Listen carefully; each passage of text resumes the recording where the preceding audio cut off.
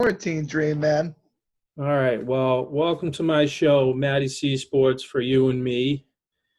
Now, got a lot to talk about for sure. Dude, you've been bringing in a lot of people, dude. I'm you've got a pull right now. I've been trying to crush it, but it's tough to find. So in the podcasting game, it's if you want to get big people, you need two things. You need agents and you need the players to do it. And sometimes it costs money, but I'm not paying no money. Nah.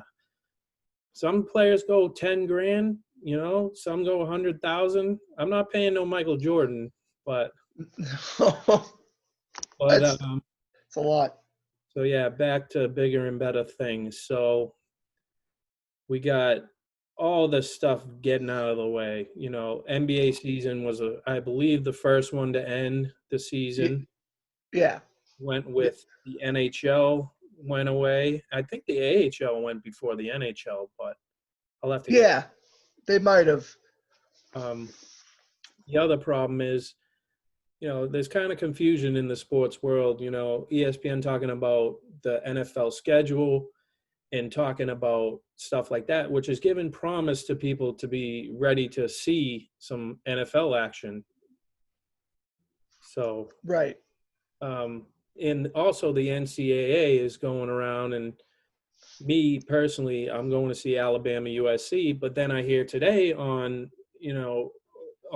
Barstool that the problem is USC does not want to come and play Alabama. So now they want to switch the team to go play. So Interesting. So sports is all over the place right now. Well, man, one of the problems I think what's going on is people and in college it's kind of more murky because of the conferences and everything, and in that case it's not even, it's not even a conference matchup. So college, it's I feel like harder, but people are trying to make predictions about things when sports are going to come back, how, doing a quarantine site like Disney World for basketball or something. And it's just it's still too premature. I know that NASCAR is going to come back. I know UFC did the other night, but that's a lot different than having the NHL come back when you have guys in different countries. I think it's just really difficult to predict when the leagues can go back to normal or play at all. Right. And that's the problem. There's this, you got our teams in Boston. You have the Celtics, you got the Red Sox, and you got the Bruins. We're not in a safe part of the United States right now. Whereas you go to, say, I don't know, you go to Washington State and you go see something in Seattle like the Seahawks. They don't have the issue as bad as we do, and it's a big issue of this team doesn't want to come here because Corona's here. And even us, we're Boston fans. We're not going to go to Yankee Stadium because it's a war zone out there. There's no, if you don't feel safe at a baseball game, then there's a problem. Absolutely. And I just think that there's no way, to me, you can be having teams go on road trips and traveling to other cities. I just think it's not even, I don't even think it's a pipe dream. We're not in a good spot and New York's not in a good spot. So who's gonna want to go play at Fenway or Yankee Stadium? I don't think anybody would. So the only way that these sports are coming back, I think, in 2020, quarantine site in a state that has low cases where everyone stays in a facility. I really don't think we're going to games until next year. So that's when they talk about should they cancel the rest of the season with basketball and hockey, it's not to salvage the next year. You know what I mean? The next year is going to be impacted too. It absolutely is. And, in 2021, am I going to be wearing a mask again?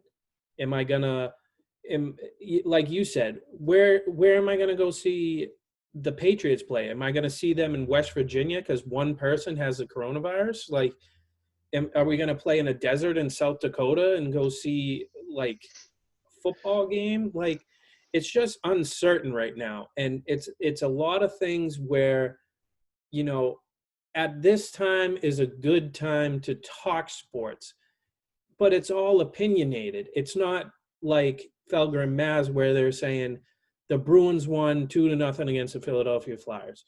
It's more like back in 2009 when we were down, when we were up 3-0 and we lose. It like people like me, I don't want to hear that. I don't want to see repeats of things I've already seen. Like, Right. and it's hard.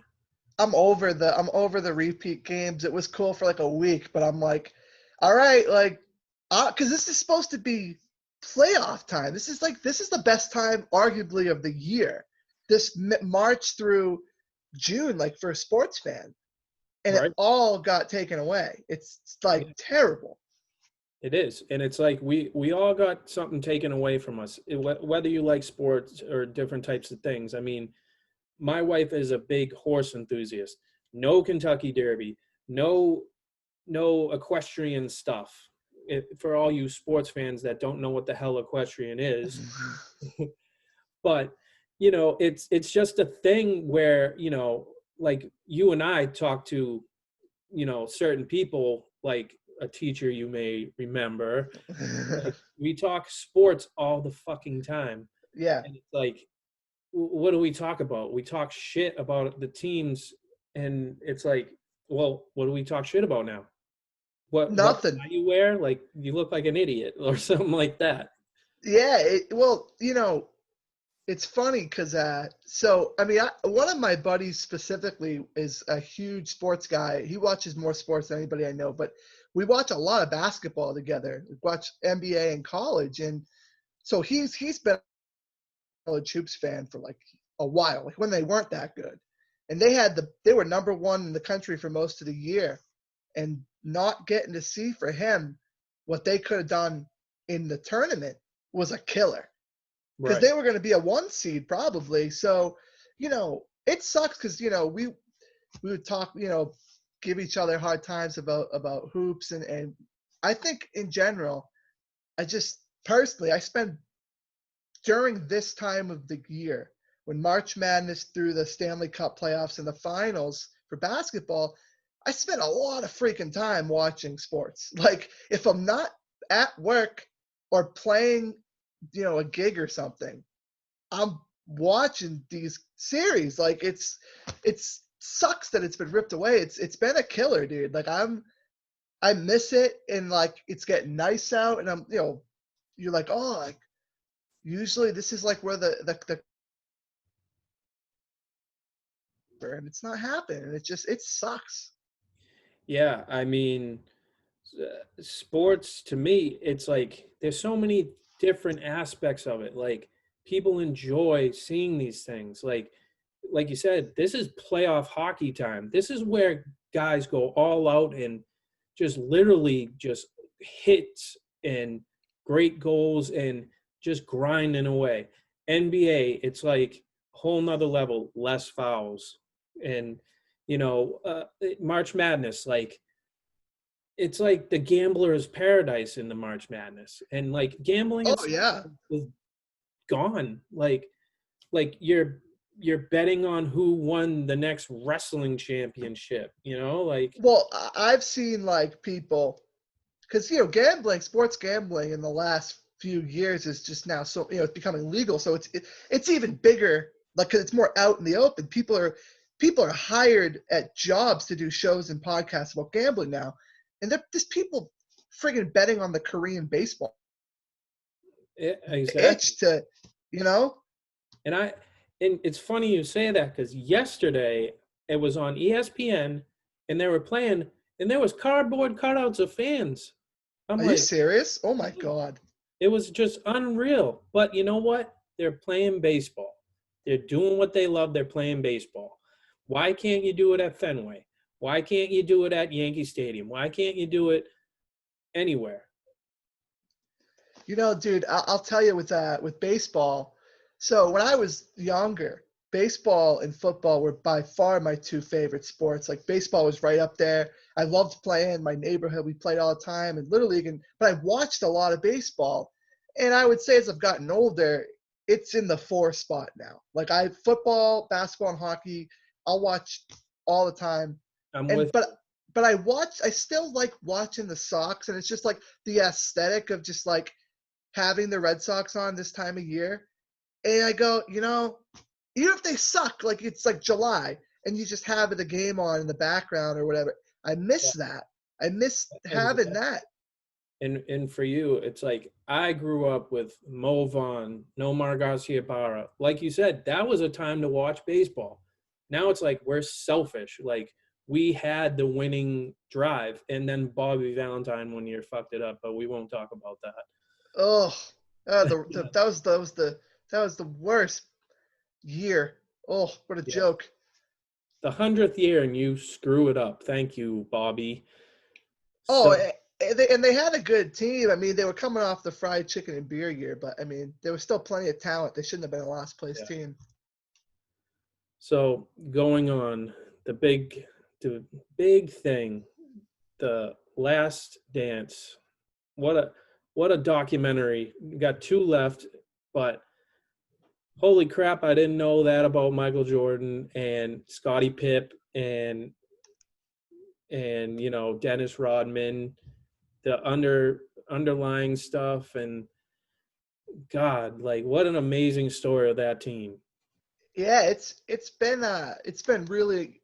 So for me, because I didn't grow up for that, you know what I mean? Like that wasn't obviously my era. Like my era started with Kobe and and then obviously LeBron's early years in Cleveland. Like that's when I was around like, young watching basketball through the big 3, KG, Pierce, Ray Allen, Celtics. So like, but I never saw for me being able to see how much of a phenomenon he was and his fame, and that's been a really cool thing for me to see, just to get a glimpse of what it was like to watch Michael Jordan. But just I just cannot believe like how almost like borderline.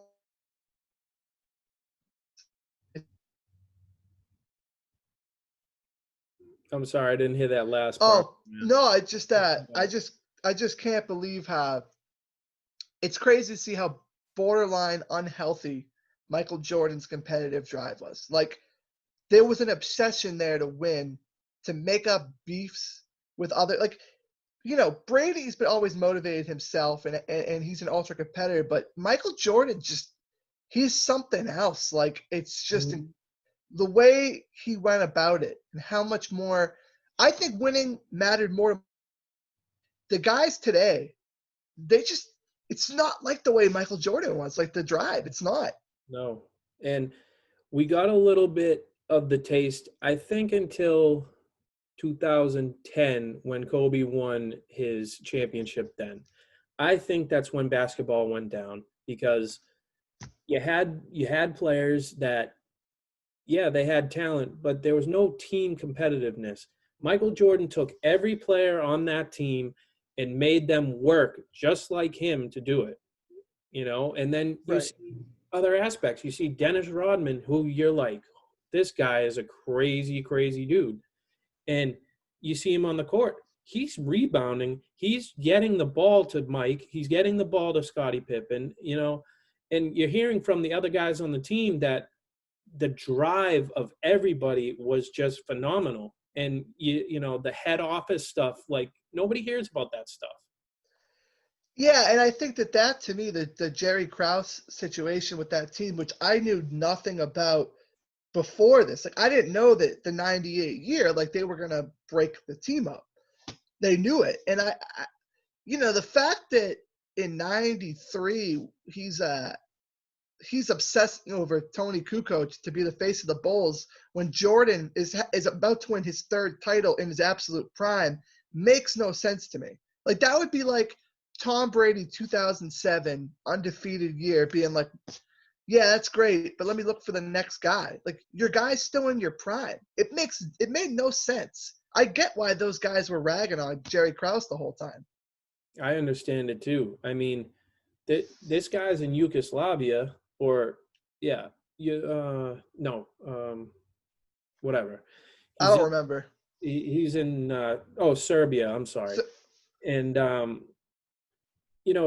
Kukoc was a decent player, better in Europe, but it's just he was not fit as a player on that team because it was already pre-assumed that Jerry Krause got it to where, hey, like I'm trying to get this guy, and um, Scottie Pippen, Kraus. Michael Oh, Jordan right. were like, we fucking hate this guy. And it was in the 92 Olympics. He gets, I think he got like 7 points in the first game, and then they played again, and he started lighting it up. But it's like, how do you feel when you're Tony Kukoc coming into a team like the Bulls, like by far one of the best teams in NBA history, besides the Celtics of the 80s and see, I'm like you, like I saw the Bulls in that 90s era. I didn't see the Larry Birds in the 80s. I didn't see the Bill Russells in the 50s and 60s. It's like, but when you come around sports, you learn to find out. Like everybody in Boston knows Bobby Orr. Right. So it's like you learn from it, and it's just amazing how this transition from this team. I just don't, I get why Jordan and Pippen, were taking it so personal. They took it out on Tony Kukoc, but it really was Jerry Krause's fault. And, I would have done whatever I could in 98. Like Phil Jackson obviously went on to win 5 titles with the Lakers. So it's like you had a great coach, and Jerry Krause had this ego thing about him. You knew that, like you could tell by the way the documentary portrays him. Obviously, like he's not around to defend himself because he's dead, but he wanted to rebuild the Bulls. He wanted he had the ego. Like, no, it's not, it's not Jordan, it's not Pippen, it's not Phil. And guess what? It was Phil, Jordan, and Pippen, because that team, I went looked at all the draft picks, suck, and suck, or he traded the good players away, like Ron Artest. He had Eddie Curry, and I think he had Tyson Chandler. Eddie Curry became he was like a Rodman, but not as good. He was a Yeah. He had his moments, but he wasn't a Rodman, that's for sure. The problem is And he that drafted. Oh, go ahead. He drafted Jay Williams too, right? And Jay Williams hurt his knee, and that wasn't really his fault, if I'm not mistaken. No, it wasn't his fault. But so yeah. But then you had the transition period of the Bulls where they were still decent in the upcoming years. They had Luol Deng, they had Carlos Boozer, they had Derrick Rose, and it still crumbled. Derrick Rose had a injury-plagued career in the NBA. The Bulls just are. There'll never be a Bulls 1990s Bulls like there is. No, and that's because that's a once in a generation run. It's just like the Patriots run. Like it'll never be that good again. It's the same thing for the Bulls. But I just the whole thing of, players had more loyalty then. You see that with Pippen wanted out, but Jordan stayed despite hating his general manager. Today, they would sign elsewhere, request a trade. It wouldn't be like it was then. Right. We had a perfect example in this last season with Antonio Brown. God, he was rolling dice for teams. He was going from Pittsburgh to Oakland to New England. Like he is a very selfish person, and I don't respect his teamwork. He doesn't have it. Like, no. It's like, why do you want to be with somebody who doesn't dedicate their career to a team? Instead, your Instagram, which I did follow, all he was doing was certain drills with probably semi-pro athletes or, decent players, but you ruined your career. At least with Le'Veon Bell, he's an unbelievable running back. no doubt.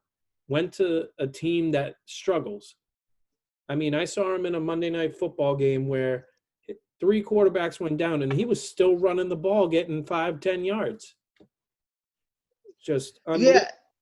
Yeah, yeah, that was the whole thing with Brown circus. I just think Bell wanted the money and he got it, and the Jets were stupid to pay him. But the whole attitudes of today with those type of players that are it's self-promoting. The 90s Bulls, despite everything with them hating their GM, they stuck it out and they were like, we're going to win. Like they wanted to win to shove it to their GM. Right. Versus today, we've seen how many stars in basketball just be like, well, I want out Paul George, Kawhi Leonard, Kyrie Irving, like Kevin Durant ditched OKC, and, they just leave. And the Bulls, that Pippen and Jordan have more of a case now then to want to leave than these current guys do a lot of the time. And they still stuck it out. And it shows the difference in eras for sure. Like that type, and even the way they played, like the physicality of the game and like the way like in the Bulls, like when they lost Horace Grant, they made it clear like that was a big loss. And that like was you lose a guy like Horace Grant, it's like whatever. And that was a big thing because when Horace Grant left and he went to the Magic, he transitioned to another great team in the Magic. He had Shaquille O'Neal, he had Penny Hardaway. It's just like he transitioned well. And the NBA in a short sense is not the way it was, and we all know that. I'm not appealed to it anymore. I'm not into basketball too much anymore because after Ray Allen and all that stuff, and after the 2010 season, like I mean, back in the day, it was like you didn't like Kobe Bryant, and obviously, what happened now, you respect Kobe, and I've always respected his game, but when you come to Boston, it's like, like Kobe's coming, like you didn't want the Lakers to come because it was always going to be a battle. Right. But yeah. But in that sense, now it's sad because you're like, 1 minute you're like, Kobe sucks or whatever, and then like then all of a sudden he passes away, and it's like, oh my God, like one of the best iconic basketball players in sports. And it wasn't even about that. It's his daughter and the rest of the people that passed away on that plane. It was just like, it shocked the world, Yeah, that's going to be one of those moments where everyone's going to remember like where they were when they read it. With him, he was the last. I'm not saying there's not guys now that are dogs, because like some of them are, like Jimmy Butler and some of those guys, but Kobe was the last of a certain breed. LeBron and Kobe, and I think LeBron's a better player, but LeBron, they're different breeds, they're different mentalities, and Kobe came from that Jordan lineage. And the guy, he was just clutch, and he had the drive, and he had I remember like that era, like where without Shaq, and he had to prove it, like he could win on his own, and he did it. And that 2010 finals, that's one of the biggest losses that like crushes me, because I thought that we Celtics almost won that thing. Perk doesn't get hurt, they probably do, but the Kobe and Pau Gasol in Game 7, and it's Kobe in that series in general, like that was a ballsy championship. And I don't know, like Kobe, he was more like, he wasn't thin-skinned. You know what I mean? Like you have a guy like Kevin Durant now, and he's on Twitter fighting all these people. He's been doing it the last few days. I don't like it, because No. Kevin Durant was a very quiet player in the beginning of his career. With OKC, you didn't hear much. Now he's going off on everybody, like you said. It's just not what you expect. And now it's like LeBron's quiet. Now it's like, to a certain extent, I should say. But Well, yeah. But with Kevin Durant, it comes down to, like, he made a decision that everyone knew was weak to go to Golden State, a 73-win team that you just took to 7 games and lost to, and you joined them. He won 2 titles, and everyone calls his titles fake, and he can't take it. He cannot take it. It must drive him crazy at night because he's on Twitter, goes to Brooklyn to try to re-legitimize himself, but he's got the Achilles injury, but he has a stain on his legacy, and he knows it because the second finals that he won was a freaking joke. Cleveland sucked. I mean, it wasn't a series. It really wasn't. Yeah, it wasn't. And, you know, you everybody tries to get to where, like, you got these unrealistic matchups. You got, okay, so the 2010 Lakers against the I was watching it on Last Dance when they I think it was the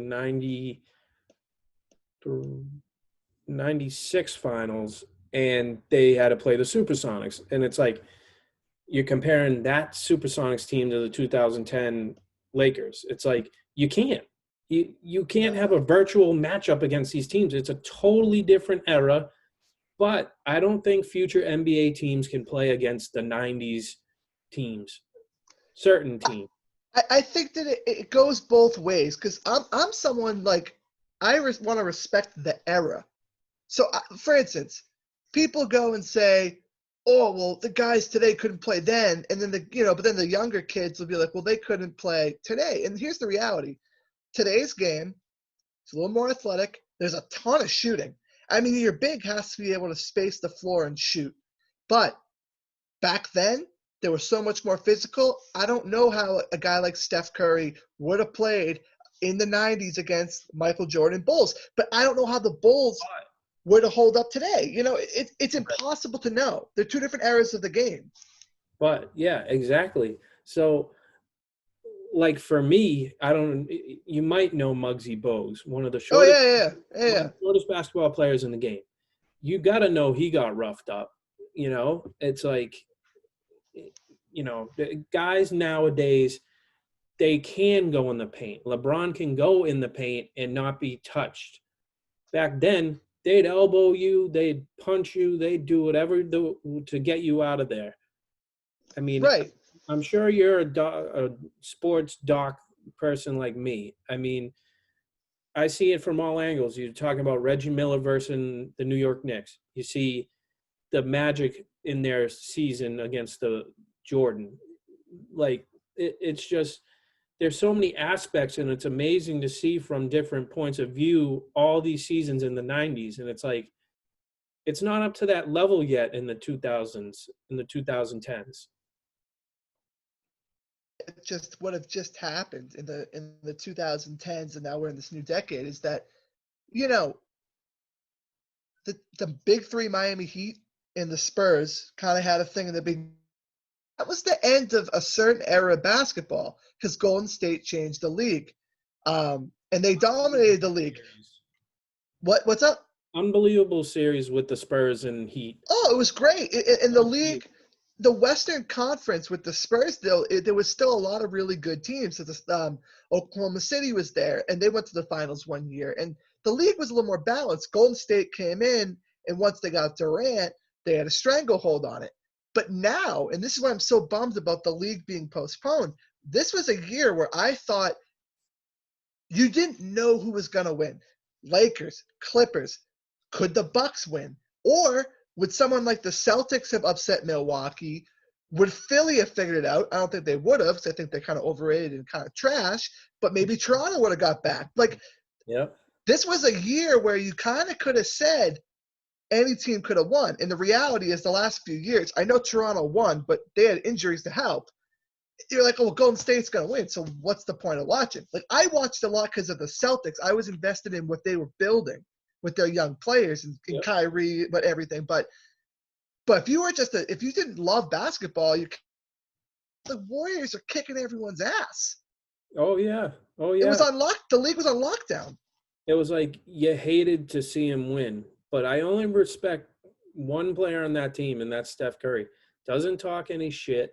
Doesn't No. he's like Jordan. He just goes out to win. And nobody really, like in the Last Dance, nobody understood. Like Michael Jordan never fucking talks anymore. He hasn't talked for fucking years. No, he hasn't. But I think that's from the abuse of, like, the guy can't even go to Wendy's to get a fucking burger now, you know? No. Like, and it's No. like, I feel like Michael Jordan is quarantined himself. I think he's not in the public eye. He doesn't go anywhere. Like, but I know some guys are in the bushes every day looking to see if he's going to do something, which is unfortunate. He can't live his life. Yeah, you've seen other guys that have retired from sports that are in more of the public eye. I mean, Peyton Manning's been around and out and visible since he retired. And you've seen he passed away. Kobe, when he retired, he was kind of out and doing things, and he did different artistic projects, like really get involved in short films or whatever. And MJ didn't. MJ's also, and I hope the documentary touches on this, he's a sucky owner. He's a terrible owner and GM. I mean, he's a greatest basketball player of all time, but Kwame Brown, and the Hornets, he's bombed on so many picks. Their number 2 pick, Michael Gilchrist, sucked. Like Kemba was the only star that he developed in Charlotte. So I think he just kind of keeps to himself. I don't know. I'm kind of confused onto why his ownership and GM career sucked as bad as it has. But you're right, man. He just quarantines himself. I agree. I mean, I think you see a lot more of the other guys. I mean, Dennis Rodman's a fucking madman. You can go anywhere and he'll be there. Scottie Pippen, a lot of charity stuff, a lot of different, basketball stuff. And I never knew that, these guys, they were so determined to win. And it's just this documentary, you just wish it wasn't a 10-part series. You wish it went on forever. And I've never Oh, seen yeah. a documentary as good as this one. And thankfully you got to see what I saw, and then it transitions to what you saw, and it's more, you can talk about this other transition from the Bulls to the 2000s of, nobody like forgets Allen Iverson, Kobe Bryant, Stephon Marbury, like all those people. Like that was another great form of basketball. Now it's like, I don't know half these guys really. Yeah, I mean, I watch the league now a lot. I would say, I watch most. I hardly miss Celtics games, and then I watch a lot of the primetime games. And here's the way I look at it. I like the league now. I'm a fan of it. But I understand why people would have issues with it, if that makes sense. Like, I like watching the game. I don't know. I find a lot of the style of play. I find the guys being able to guard multiple positions, and the fact that a lot of guys can handle the ball now, and sort of the era we're in is interesting. It's fascinating because the game's just evolved into a new thing. But I understand if you were watching in the 80s and 90s, you're watching a very different product, and I completely get people. It's changed a lot, and. But I was really into this season, man, like a lot. I thought this was a fun year. And it had implications, and it still does. I hope they come back. I mean, LeBron needs another title. Bad, I think. I think he needs a 4th title. I think 3 is not enough for him. Yeah, I think that you're right. He does need it. I think which I don't think many people understand, is he grinds too. He's a grinder like Jordan. And you don't know how many years he have left.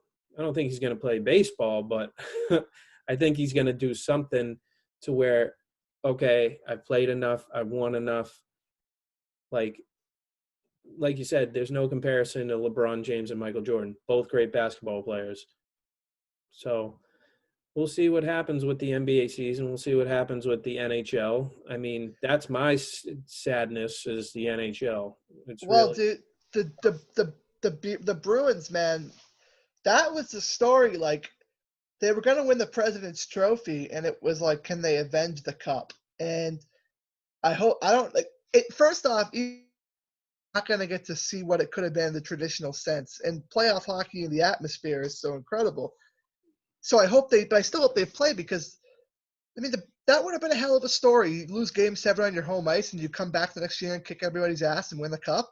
That's ballsy. Yeah. Well, the thing that pissed me off with that is how do you win 6-3 one game, 5-2 one game? I don't know the exact scores, but they were up there. And then you lose at home, Game 7. Like I just don't get it. Yeah, I mean, basically, the way I think the reason the Bruins lost was if they fell behind, St. Louis just walled them.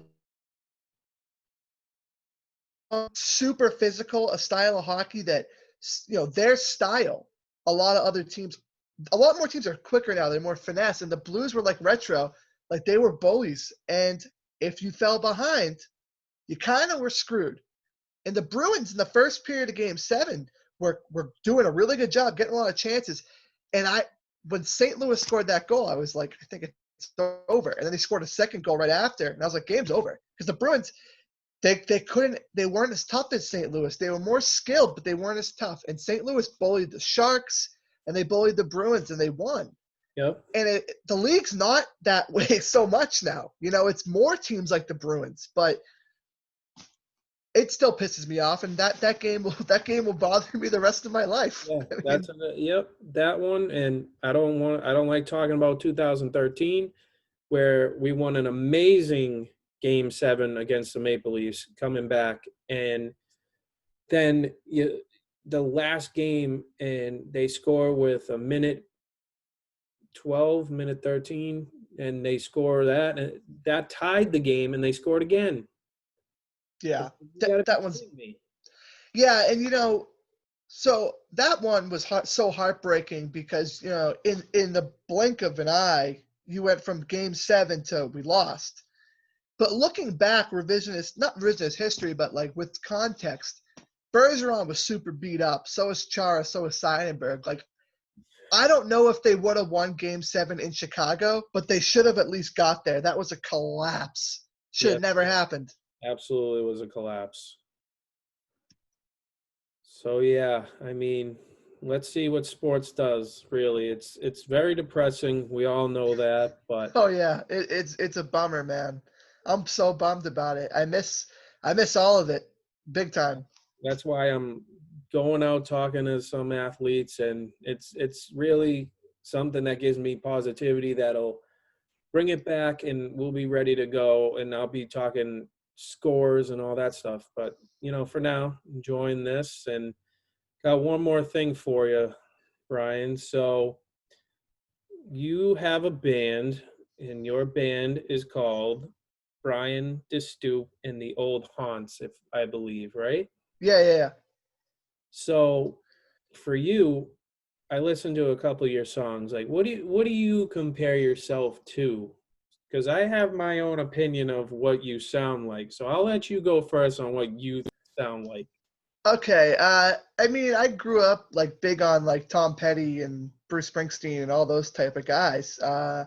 So those were like I still like those are the foundations of what I do, I guess musically. So I think that it's like a classic rock singer songwriter. A couple of the songs on the album that aren't out, that they have a little bit of punk in them, but I kind of think it's that vibe. If that makes Yeah. sense.